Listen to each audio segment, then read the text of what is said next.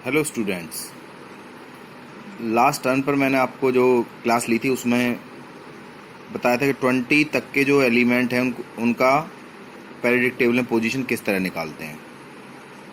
आज हम 21 से आगे के एलिमेंटों की बात करें, 20 या 21 से आगे के एलिमेंटों की बात करते हैं।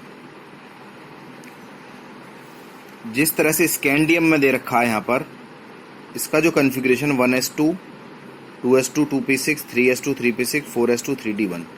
अब हम ध्यान से देखें कि 3d भी इनकम्प्लीट है और जो फोर्थ शेल है, यानी पहली शेल 1s, दूसरी हो गई, थर्ड ही हो गई और फोर्थ ही हो गई।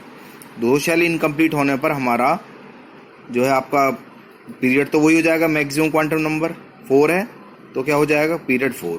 ग्रुप की बात करते हैं तो मैंने रूल में आपको ये लिखवाया, रूल देख लीजिएगा एक बार फिर, कि अगर दो शेल इनकम्प्लीट है, यानी जैसे 3 और 4s में 4p, 4d, 4f आते हैं, लेकिन केवल 4s भरा हुआ।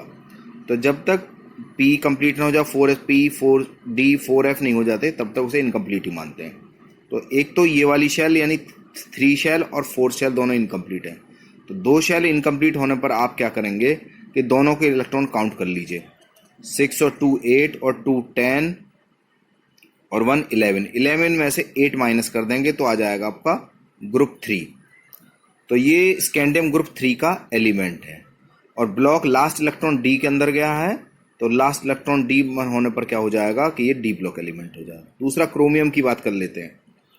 क्रोमियम में भी इसी तरह से है, पीरियड मैक्सिमम क्वांटम नंबर 4 है। ग्रुप की बात करते हैं तो 4 भी, यहाँ भी फोर्थ शेल इनकम्प्लीट और 3 थर्ड शेल भी आपकी इनकम्प्लीट रहती है। तो आप क्या करेंगे, टोटल इलेक्ट्रॉन काउंट कर लीजिए बोथ शेल के। तो बोथ शेल में क्या देखेंगे आप, 6 2 8 और 1 9 और 5 14। 14 में से 8 माइनस कर दीजिए तो क्या आ जाएगा, 6th ग्रुप आ जाएगा। लास्ट इलेक्ट्रॉन किस में गया, डी ब्लॉक में गया, डी ऑर्बिटल में गया, तो क्या हो जाएगा, डी ब्लॉक एलिमेंट। अब ऑक्सीजन की बात कर लेते हैं। ऑक्सीजन में क्या है, कॉन्फ़िगरेशन आपके सामने है। तो पीरियड 2 हो जाएगा। ग्रुप की बात करते हैं तो 6 ग्रुप है, पी में जा रहा है तो 10 जोड़ देते हैं तो इससे हो जाता है 16 ग्रुप। और लास्ट इलेक्ट्रॉन पी में गया तो पी ब्लॉक एलिमेंट। तो ये आपका जो है कि इसी तरह से हम किसी भी एलिमेंट का ग्रुप, पीरियड और ब्लॉक निकाल सकते हैं। इसके बाद मैंने आपको कुछ रूल्स भेजे थे। Need of classification. Need of classification में आपको क्या करना था कि भाई क्लासिफिकेशन की क्या आवश्यकता पड़ी, क्या नीड थी जिसकी वजह से क्लासिफिकेशन करना पड़ा। तो 18th सेंचुरी में हमारे कुछ एलिमेंट मिले तो उन्हें एक आसानी से हमने उनकी प्रॉपर्टी याद कर सकते थे, लेकिन डे बाय डे नए एलिमेंट हमें मिलने लगे तो क्या हुआ, उनकी प्रॉपर्टीज को याद करना भी मुश्किल हो गया। तो फिर हमें इस वजह से एलिमेंट्स के क्लासिफिकेशन की रिक्वायरमेंट थी। तो हमने क्या किया, उन एलिमेंट को क्लासिफाई किया। और सबसे पहले जो ट्रेंड आता है वो डोबरनियर ट्रेंड होता है। डोबरनियर ट्रेंड जो आपका,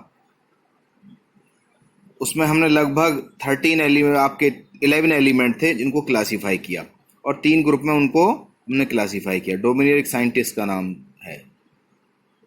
तो लेकिन ये थ्योरी ज़्यादा दिन नहीं चल पाई क्योंकि लगातार एलिमेंटों की डिस्कवरी हो रही थी और इसी वजह से एलिमेंट की प्रॉपर्टी याद नहीं हो पाई और उन्हें रखने नई पोजीशन, अगर कोई नया एलिमेंट मिलता है तो उनकी पोजीशन भी हम नहीं रख सकते थे, उसे कहाँ रखें।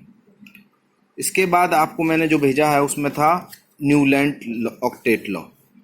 न्यूलैंड लॉ में मैंने आपको बताया कि भाई इसमें क्या था ऑक्टेव लॉ, यानी सारे आपके जो है, जो आपके म्यूजिकल स्केल होता है उसी के बेस पर इसे हमने न्यूलैंड ऑक्टेव लॉ कहा। जिस तरह संगीत के सुर होते सारे गामा पा धा नी सा, इसी तरह 8 सुर जो होते हैं तो उसमें क्या होता है, जो 8th एलिमेंट है वो पहले की प्रॉपर्टी रिपीट करता है, यानी लिथियम और फ्लोरीन के बाद जो सोडियम आएगा वो लिथियम और सोडियम की प्रॉपर्टी सेम होंगी। इसी तरह 8th एलिमेंट जो भी आएगा पोटेशियम, उसकी प्रॉपर्टी सेम होगी। यानी इस ग्रुप के एलिमेंटों की सब एक प्रॉपर्टी, इसकी एक। तो लगभग क्लासिफिकेशन ये कुछ हद तक सक्सेसफुल रहा, लेकिन जिस तरह से एलिमेंट मिल रहे थे तो उनकी डिस्कवरी भी की वजह से क्लासिफिकेशन फेल होने लगा। फोर्थ टर्म मैंने आपको लोथरमे टर्म में एटॉमिक वॉल्यूम पर बेस करता था, तो ये इसमें वॉल्यूम बेस पर क्लासिफाई किया, लेकिन ये ज़्यादा दिन तक जो है आपका सक्सेसफुल नहीं हो पाया। इसके बाद मेंडलीव पेरियोडिक क्लासिफिकेशन आएगा वो आपको मैं नेक्स्ट वीडियो में भेजता हूँ। इसे देखते रहिए, न समझिएगा।